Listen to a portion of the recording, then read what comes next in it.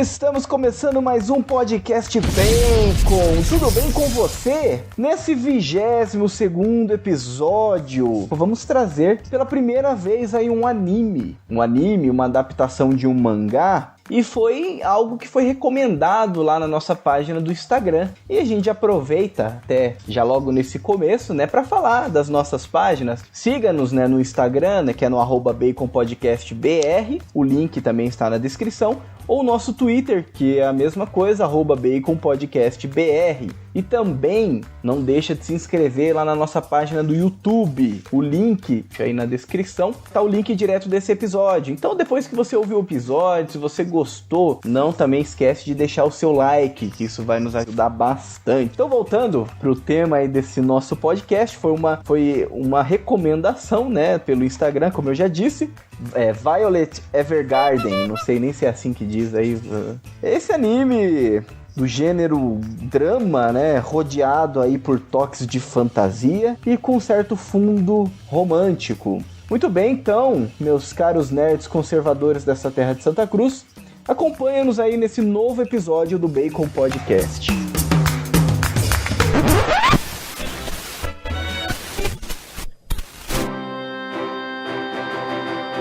Bacon Podcast.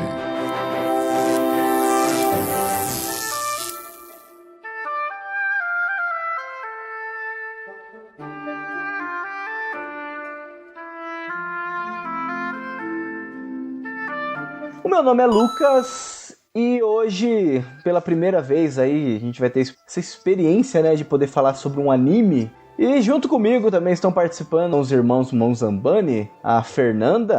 E aí, gente? Gosto muito de anime, sempre gostei. E também o Bruno. Opa, e aí? Vou dizer, não chorei. Nossa, como você é insensível e sem coração.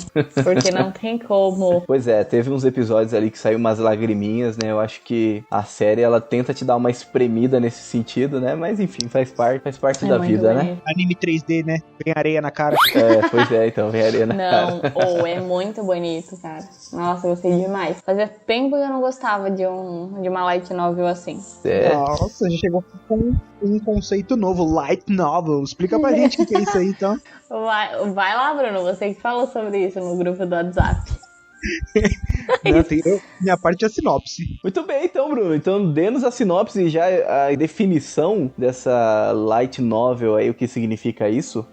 Violet Evergarden é um anime que conta a história da Violet Evergarden, que é uma menina que saiu da guerra e ela tem que aprender a socializar num mundo que acabou de sair da guerra e tá todo mundo voltando à vida normal, a ser feliz, a ter sentimento, e ela não sabe direito o que é isso. Pois bem, então, olha aí. E o que é light novel aí, que a Fernanda... Já que ela introduziu, explique-nos, Fernanda, o que é uma light novel? São romances ilustrados, geralmente no estilo anime e mangá. Eu li aqui a descrição da Wikipédia, mas não, explicando direito, light novel é tipo esses animes que tem uma pegada mais adulta, ele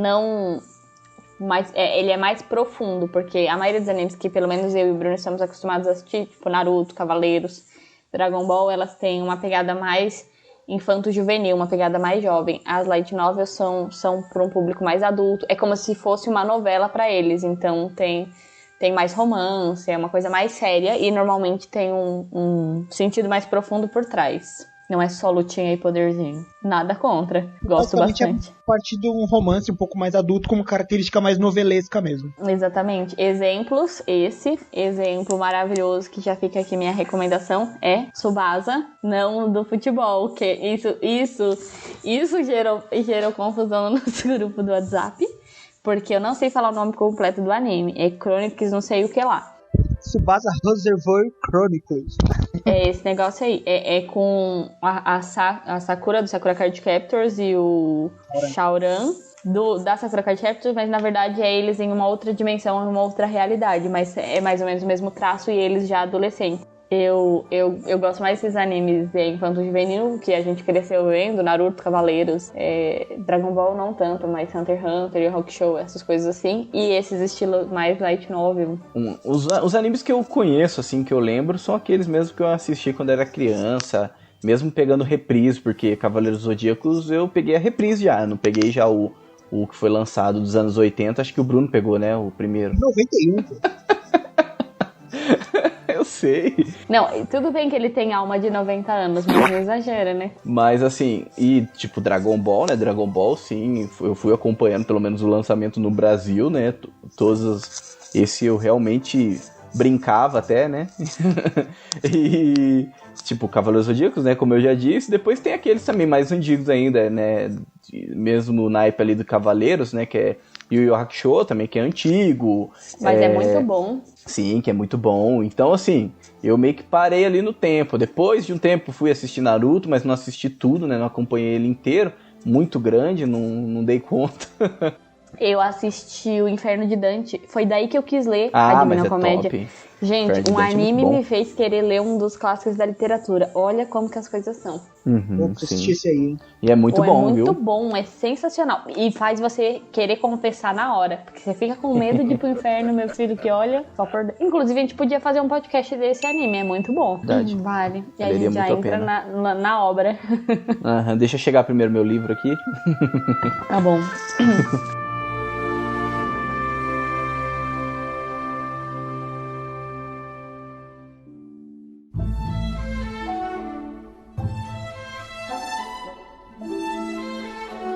Dando continuidade aí, né, um pouco nessa sinopse, a introdução que o Bruno nos deu, né? Esse é baseado num mangá de Kana Katsuki, que foi ali de 2015 a 2018, né? E depois foi adaptado pro anime pela Kyoto, né? A Kyoto, famosa aí, Kyoto Animation. Não tem como falar começando a falar sobre esse anime, não tem como a gente não citar o visual dele, que é fantástico, né? O traço, que eu fui até pesquisar, é pelo Akiko Takase, que desenhou, e o traço é muito bom. O desenho, sabe? Os detalhes que o desenho ele te coloca ali na cena. Eles conseguiram encaixar muito bem o desenho com a questão de fotografia, assim, né? Que eu achei fantástico.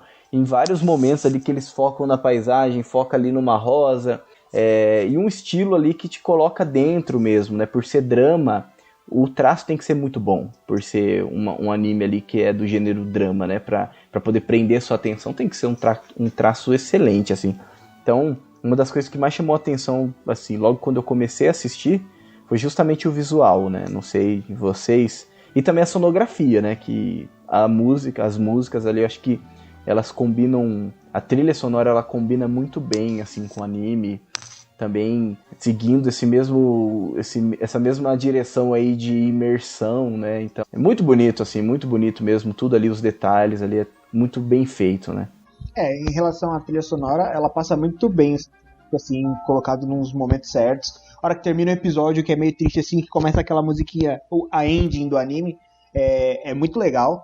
Ele meio que mantém você ali naquela pegada. A trilha sonora é bem boa. Em relação à animação, cara, o que mais me atrai em anime é isso, assim. Traço e a forma como os movimentos são apresentados em anime, eu acho espetacular. Por isso que eu assisto tanto, assim, gosto tanto de anime. Porque você pega, mesmo boas animações americanas, a gente estava falando dos filmes da DC recentemente, então até podem ouvir nossos podcasts aí que falam sobre isso. A gente gravou do Red Sun, né? E são traços muito legais, a animação é muito bem feita, mas assim, eu acho que nada se compara, nada que não é feito no Japão se compara aos animes, porque é um estilo muito único e muito bonito mesmo. E esse anime, ele já é bonito por ser um anime, mas ele vem com um traço muito bom, com uma animação muito bem feita. O estúdio lá, o Kyoto Animation, eles arrebentaram mesmo, tanto que eles ganharam um prêmio, né? Eles Ganhou, foi o primeiro anime, eu acho, ou talvez o único a ganhar 3 prêmios na própria, o prêmio da Kyoto mesmo. Uhum. Parece que de drama, de trilha sonora, enfim. A parte gráfica do anime é sensacional, assim, ó. Quando eu comecei a ver na hora, eu acho que não sei se estava com o Bruno, eu comentei sobre como o desenho era bonito e te dava vontade de assistir. Eu também gosto muito de anime por conta dessa questão gráfica. E eu não suporto animes que não tenham, que eu não acho o traço bonito. A gente sabe que muitas vezes é feito de propósito, tem todo um sentido por trás, porém eu não consigo assistir, é meu gosto pessoal. E esse anime não, esse anime, ele representa um pouco da beleza, assim, ele traz a beleza. E com isso ele, tanto a parte da fotografia, a parte visual, que nem o Lucas falou da aproximação de câmera, quanto as tonalidades de cores do anime, que foi muito bem distribuído, mesclando com a trilha sonora, faz você viver o anime, você sentir, apesar de ser um desenho, você conseguir sentir as emoções. É uma dificuldade muito grande quando se faz animação e desenho, é passar as emoções para o telespectador. E esse anime ele conseguiu passar, e ele me lembrou muito sobre a questão da beleza que a gente tanto ouve, né, o Roger Scruton falando, e tantos outros pensadores, porque ele conseguiu demonstrar de forma simples essa beleza da humanidade, da natureza, da harmonia das coisas. Então, até ao longo do anime, você vai vendo que ela vai se tornando mais bonita. Então, mostra ela antes de ter vivido todas as experiências, quando ela é encontrada na guerra, a Violet, que é a personagem principal, ela não é tão bonita, né? Ela parece, sei lá, mostra ela toda suja, cabelo desengrenhado, uma roupa estranha. Aí dão um banho, cuidam dela, dão uma roupa, mas mesmo assim você não encontra uma beleza nela. E ao longo do tempo você vai acompanhando, e no final ela é sensacional, ela é muito bonita, é um desenho, é um traço que te encanta mesmo. Então eu achei isso muito bonito, porque mostra a beleza da alma humana, a beleza que é tipicamente humana, não uma beleza sensualizada, mas uma beleza que transcende, sabe? E eu achei isso sensacional.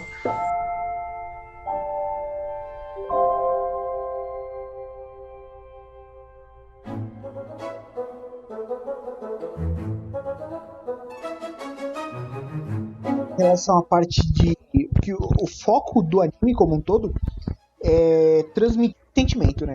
Uhum. E até em relação a toda a arte que a gente tá falando e essa transmissão de sentimentos, esse anime chamou bastante atenção, porque assim, mangá, anime como um todo, o olhar é sempre muito característico.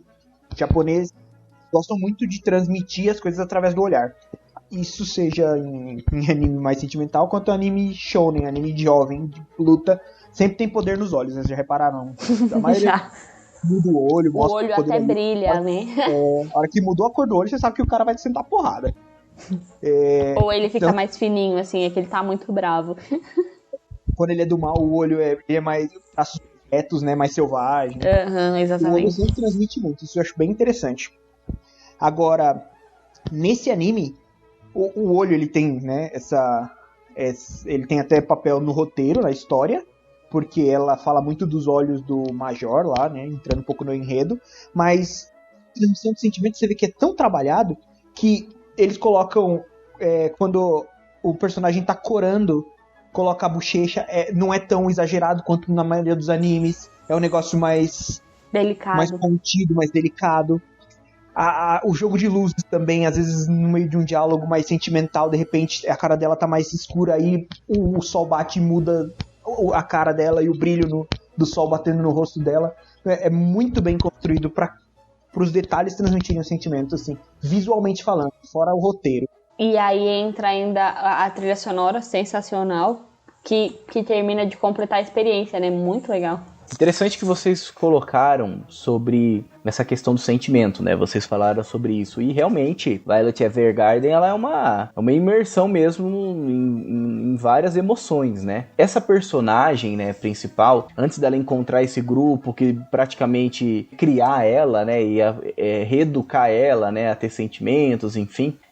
antes ela foi mesmo criada ali, né? Ela é um ser humano, mas que foi criado justamente para ser alugado para tarefas militares, né? Esse foi o primeiro ponto. Então, o anime é interessante que ele não coloca isso, você vai perceber tudo isso durante os 13 episódios da primeira temporada, né? Você não sabe, sempre tem um mistério, você não tem como dar certeza, essa é uma suposição minha, mas não tem como dar certeza qual era o passado dela. Mas o que você entende é que ela foi criada justamente para ser uma máquina de guerra, e você percebe isso durante o anime. Não é um anime de muita ação, então se você vai assistir procurando ação, você vai se decepcionar um pouco, mas tem cenas de ação e que são fantásticas, até mesmo para mostrar o que ela é, e você entender que antes de tudo isso ela era uma máquina de guerra. E depois da guerra, ela perde, né, alguém muito querido, que é o Major, né, que praticamente foi um homem que pegou ela para criar e que foi educando e ensinando várias coisas que antes foi humanizando ela, porque ela era totalmente desumanizada e ele meio que foi humanizando ela. Ele viu sentimentos naquela máquina de guerra. Enfim, acontece algumas coisas, ela acaba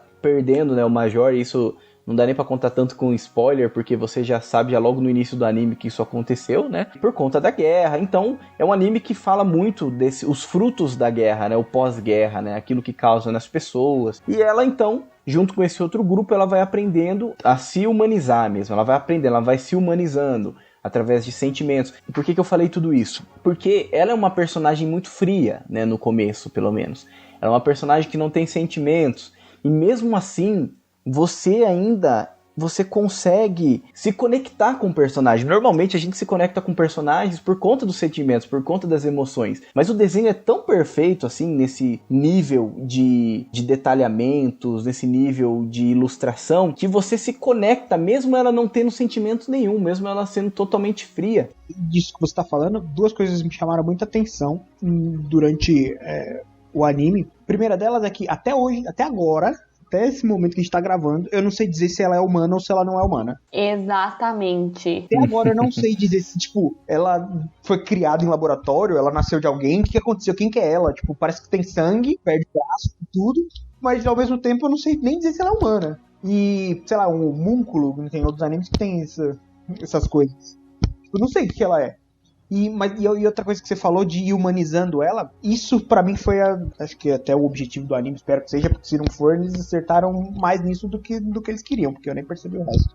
O objetivo é mostrar, você falou que na parte de humanizar, mas assim, o que tem de mais elevado na alma humana, né? Porque ele mostra o lado que só ser humano pode ter, que é o melhor do ser humano em relação às emoções. Porque as emoções, muitas vezes, quando a gente se deixa levar por elas, a gente não necessariamente tá se tornando melhor. Mas, ao mesmo tempo, se a gente consegue entender essa humanidade dentro dos nossos sentimentos, dentro dos nossos afetos, e ordenar direito isso, a gente se torna cada vez melhor. E pra gente que é católico, que é cristão, que é ocidental, a gente entende isso que nos leva a Deus, né? Que nos direciona a Deus. E por mais que o anime não seja católico, não seja cristão, ele ainda lida com sentimentos humanos, então isso está presente em todo mundo, independente disso. E ele capta muito bem, mostra muito bem essa parte. Eu achei isso muito bom.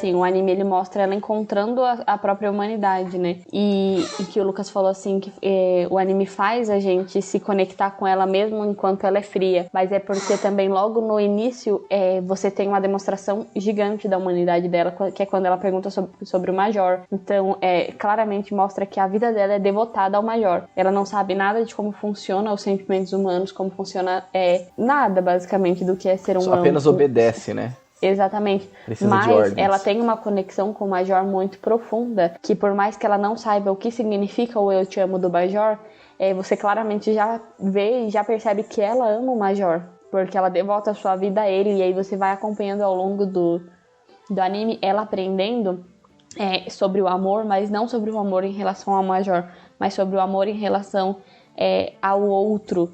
Que em cada episódio, é muito legal, porque em cada episódio mostra ela o amor ao amigo, o amor aos que sofrem, o amor à família. Então, acho que logo no terceiro ou quarto episódio mostra ela tendo contato com a família de uma das colegas de trabalho dela, e ela começa a entender um pouco mais sobre o que é esse amor de família, sobre a rejeição, e aí vai trabalhando todas essas etapas humanas conforme ela vai trabalhando e convivendo com as pessoas. É muito bonito porque O trabalho dela basicamente é escrever cartas, e você vai acompanhando esse processo de escrever cartas que normalmente é muito sentimental, diz muito sobre as pessoas, e conforme ela vai escrevendo cartas para outras pessoas, ela vai vivendo a experiência de vida dessas outras pessoas e conhecendo um pouco daquilo que é a realidade humana e profunda do amor, da doação, da família, da amizade, da espera, da renúncia, enfim. Até que no final ela cheia desses sentimentos, ela entendendo de fato o que é tudo isso,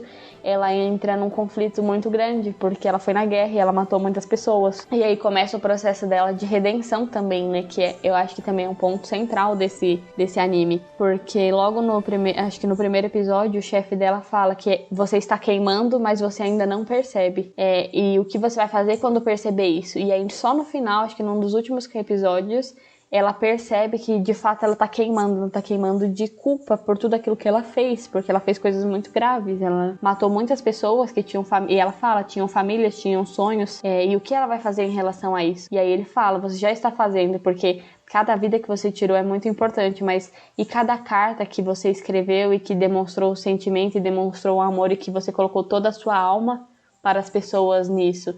Claro que uma carta, ela não recupera uma vida, mas na poética da coisa, ela estava dando vida graças à carta dela, então ela fez com que dois irmãos se reconciliassem, ela ajudou no casamento de dois namorados que trariam paz, ela ajudou a cura na cura afetiva de uma das amigas dela, enfim. Teve uma experiência familiar muito bonita, que é o episódio que a gente chora, inclusive. É muito difícil, muito bonito, inclusive, e ela aprende com isso. Então tudo isso parte também do processo dela de redenção por tudo aquilo que ela fez. Até porque, por pior que tenha sido o que ela fez, ela não tinha plena consciência do que estava fazendo, porque ela ainda não conhecia a vida, não conhecia a realidade e o amor. Então tem todos esses pontos, né? Isso pra mim é o que é o processo que mais me chamou a atenção, o processo dela de encontrar com todos esses sentimentos, encontrar com todo aquilo que pertence à alma humana e depois viver esse processo de redenção consigo e com o mundo através do trabalho, através do amor e dos sentimentos. É engraçado que, assim, engraçado não, né? É muito interessante que ela começa o trabalho de escrever cartas de autômata, de automemória lá, para descobrir o que significa eu te amo, e aí ela passa por todas as etapas do que é o amor, das suas diversas formas, das diversas manifestações que pode existir, né? Aqui a gente falando do amor no sentido mais amplo da palavra, não no amor eros, né? No amor, porque ela vê amores familiares. É no sentido mais profundo, né? Que engloba tudo, o amor à profissão, o amor ao outro, ao que sofre, aos amigos e etc. Com isso ela descobre o amor próprio, porque ela tem que se perdoar, e também no meio desse processo todo descobrindo outros sentimentos. Ela descobre o que é a solidão, né? O que é a saudade. Então eles até citam, né, ao longo disso, você sentiu o peso no peito. Então isso que você está sentindo é solidão, é saudade.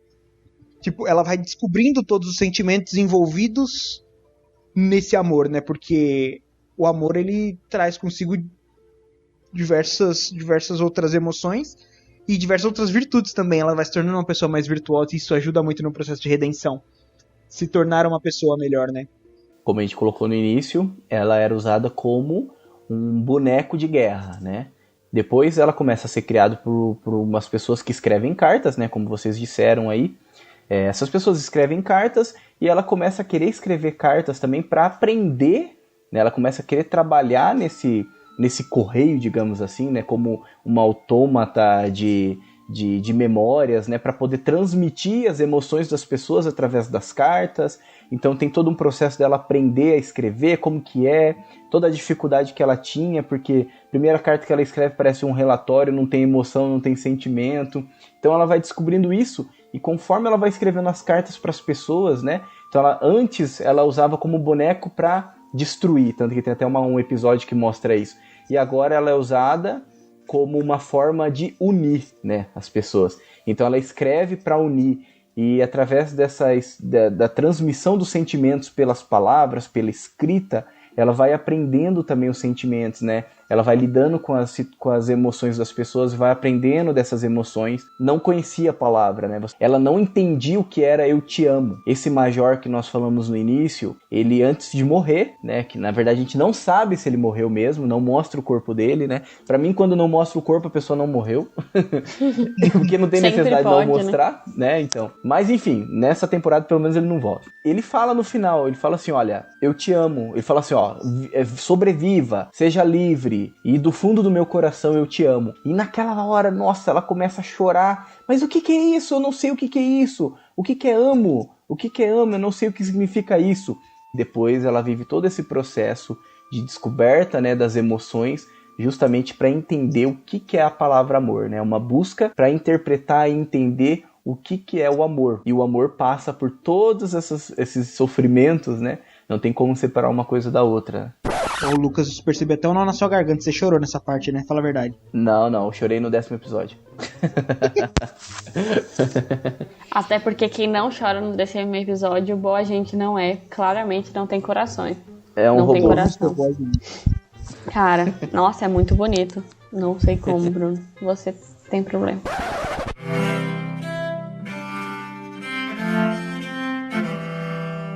Eu achei legal ver a conexão que fez com os outros episódios.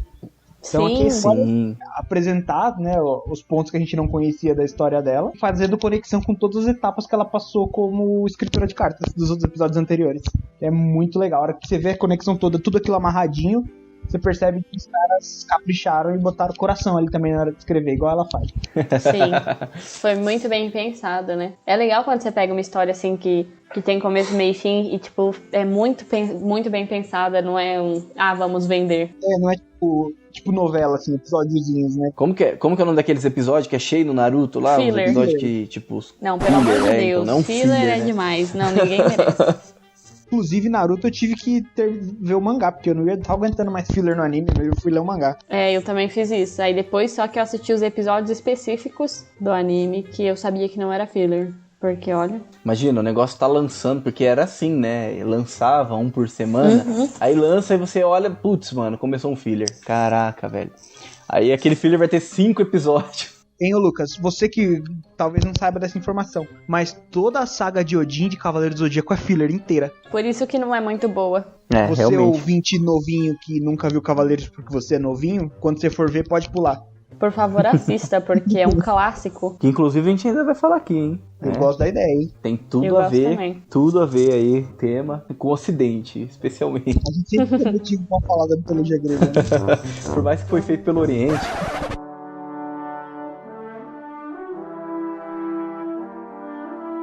O anime inteiro ele fala sobre a questão da palavra, né? Ele fala sobre a questão do se expressar não apenas em palavras, mas também em palavras escritas, né? Palavras escritas ou não. E a forma que aquilo que você recebe, seja aquela palavra ali, a forma que ela se torna vida, né? A forma que ela te traz vida, a forma que ela te traz sentimentos, né? Escreve cartas e aquelas cartas, elas trazem vida, né, para as pessoas. Elas trazem emoções, tanto que tem uma parte lá, um episódio, que uma família perde o filho e quando ela entrega a carta do filho, a família fala, obrigado, você trouxe o nosso filho de volta. Que aquelas palavras, aquelas coisas que estão escritas, como elas podem transformar, né, as pessoas, como elas podem trazer a esperança, né, também na vida das pessoas. E eu acho muito interessante a gente fazer uma analogia dessa com a literatura. A literatura não é uma carta, né, escrita para você, mas os livros, talvez, eles ultrapassem, né,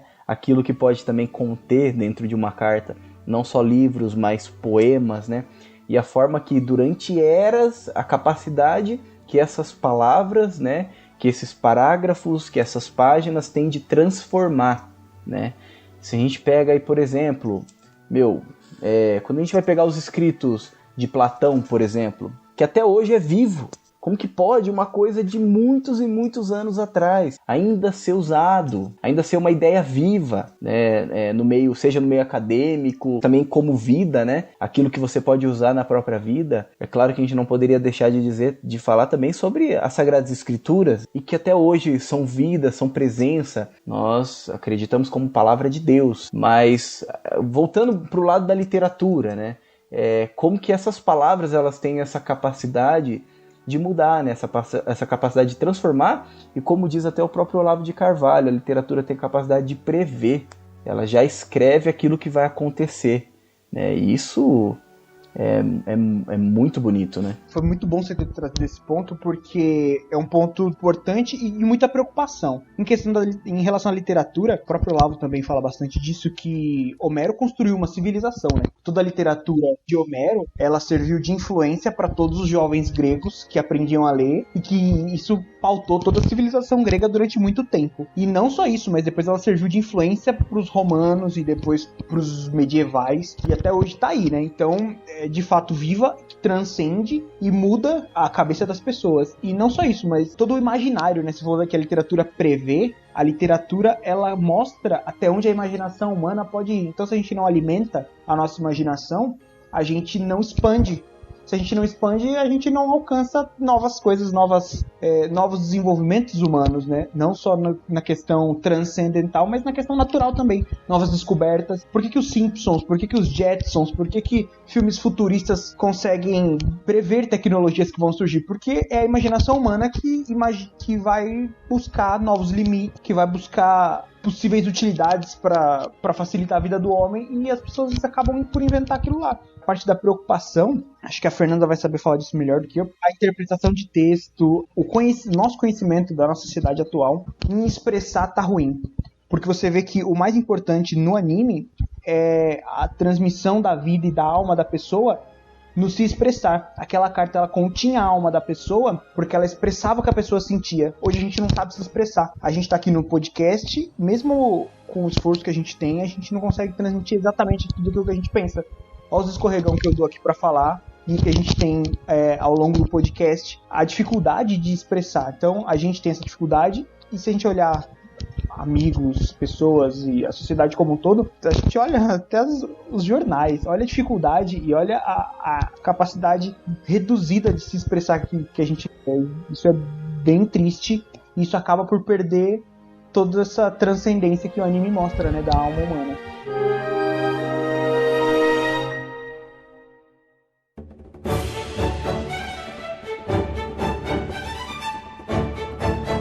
A importância da palavra em si, né? Os gregos chamavam a palavra de logos, né? Que é a palavra, é o verbo, é a razão. Nós, católicos, consideramos que o logos é Cristo, porque Cristo é o verbo. Ele está presente também no primeiro capítulo do Evangelho de São João.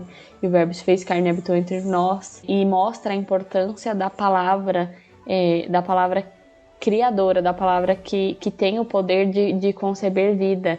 Então, trazendo um pouco para essa questão da importância da literatura, da importância da palavra na vida humana, o Bruno retratou bem.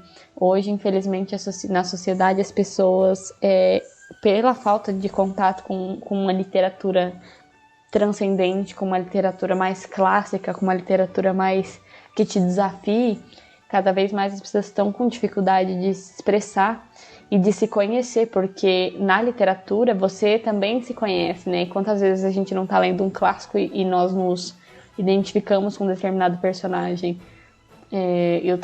Eu faço parte de um clube de literatura e eu tava lendo várias histórias de Machado de Assis. Em diversos momentos, em diversas histórias, eu me identifiquei com o personagem que estava sendo falado. E não me identifiquei, inclusive, de maneira somente positiva, mas muitas vezes de ver minhas falhas e meus defeitos naquele personagem. E como isso é importante, porque eu posso até aprender com o personagem e não cometer o mesmo erro que ele cometeu, né? Eu tô vendo o que vai dar se eu continuar tendo uma atitude como essa, então eu já posso me prevenir em relação a isso. Uma coisa que o Olavo fala também é que o que falta para as pessoas hoje é o imaginário. Então, se nós não temos uma formação do imaginário, se nós temos apenas uma formação técnica, que é o que mais acontece hoje, as pessoas leem, mas elas leem livros técnicos. Elas formam seu imaginário pela televisão, que já dá um negócio relativamente pronto. Então, as pessoas têm muita dificuldade em formar o imaginário e abstrair. E a arte da abstração que nos faz ir além, que nos faz pensar fora da caixinha e etc.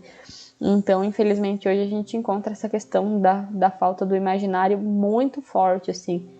O que o professor Olavo sempre defende é que nós precisamos começar pela literatura, começar pelo imaginário para resgatar a sociedade. E até a gente vê isso presente nas crianças. Esse fim de semana eu tive a experiência de pegar e contar algumas fábulas para os meus afilhados. Então eu contei a história do Pinóquio, contei a história da Branca de Neve, da Bela Adormecida e outras princesas que eu conheço, né? E é interessante de ver como pela fábula, pela história infantil, nenhum dos dois sabe ler, então a gente que tem que contar, né? Mas como isso vai crescendo neles as virtudes, porque são histórias que incentivam a virtude. Então, no Pinóquio, o brinquedo que queria ser menino de verdade, para ser menino de verdade deveria obedecer o pai e não mentir. E aí, 5 minutos depois, o Arthur estava falando para Bianca que não podia mentir, que tinha que sempre contar a verdade para a mamãe. Então, pela literatura, pela formação do imaginário, você consegue ensinar virtudes e valores profundos para as crianças. E se você consegue fazer isso com crianças, obviamente, isso vale para nós, os adultos, também. Então, fica a nossa recomendação para todos nós formarmos o imaginário, né? É por isso que a gente está aqui, né? Apesar do cinema ele ser bem mais recente, mas a gente pode falar da dramaturgia como um todo, os gregos trabalhavam muito com isso. Ele é a mais simples e a que menos trabalha o imaginário comparado à literatura, mas já é uma forma disso, né? Então, quando a gente vem aqui analisar um filme, analisar uma série, até mesmo um jogo, a gente está querendo trazer algo além daquilo que é o básico que se percebe ao assistir, mas trabalhar isso, ajudar a trabalhar isso, não só na gente, mas em quem escuta a gente, porque se a gente não trabalhar o imaginário, uma hora a gente para de ter ideias, digamos assim. É como se a gente fosse morrendo por dentro. O ideal é que todo mundo cada vez mais trabalhe mais. Então começa aqui com a gente no podcast, com filmes, com séries, depois vai pra literatura, junto, né? Vê filmes, vê séries, leia. Trabalha bastante o imaginário, porque isso tá sendo cada vez mais trágico, né, pra nossa sociedade. Produções pobres, tanto literárias quanto de cinema, de série, de tudo. Então a gente precisa resgatar isso quanto antes, né?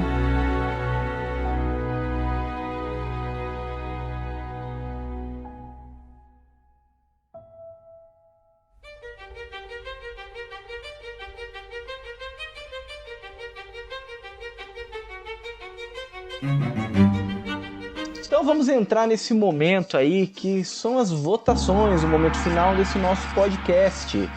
E eu vou abrir aqui então hoje as votações. E o meu voto vai ser um Picanha Bacon.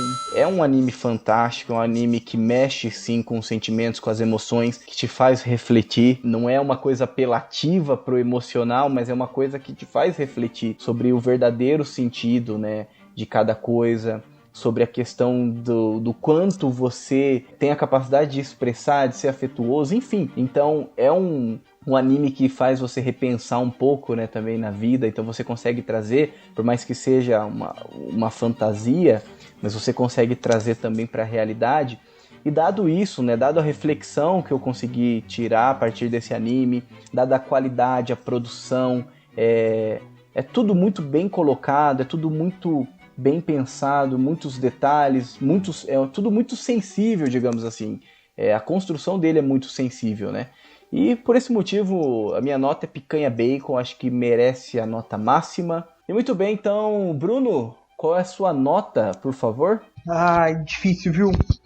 Difícil, a gente tem só 5 notas. Eu gostei muito do visual, muito da trilha sonora. Anime já é um negócio que me encanta muito. Esses animes novos estão saindo cada vez com gráficos melhores, com imagens mais bonitas. Mas é muito difícil encontrar anime com uma história mais profunda, com essa qualidade. Por isso que a nota que eu dou também é Picanha Bacon. Porque ele não trouxe só a qualidade gráfica, mas ele também trouxe uma profundidade na história que é muito difícil a gente ver. Eu quase não dei essa nota por não ser o meu estilo favorito de produção, assim, essa parte mais drama, mais sentimental, que quer pegar a pessoa desprevenida, jogar areia no olho. Eu não sou muito fã. Eu gosto mais de tiro, porrada e bomba. Ficar descascando cebola é complicado, né? Você quer ver um anime que tranquilo, né? Quer ficar descascando cebola na sua cara. Não sou muito fã disso, mas mesmo assim ele merece nota máxima. Muito bem, então, Picanha Bacon, nota 5. E Fernanda, para finalizar esse podcast, qual é a sua nota? Olha, a minha nota é Picanha Bacon também, porque eu gostei muito do anime, gostei muito da qualidade gráfica. E não é todo dia que um anime faz você chorar, né, minha gente? Porque é muito difícil um anime te fazer chorar. Então, eu achei o conteúdo do anime, a forma como ele foi apresentado, muito bonito. Então, é Picanha Bacon. Muito bem, então, mais um Picanha Bacon, mais um 5. Finalizamos aí com nota máxima, né? 5, 5, sim, um Picanha Bacon, então, pra esse anime, né? Então, se você ainda não assistiu, né? Sinto muito, porque a gente deu bastante spoiler aqui. Por mais que não, a gente não deu tanto isso, a gente não falou nada além do que aquilo que... nada que prejudique a sua experiência, né?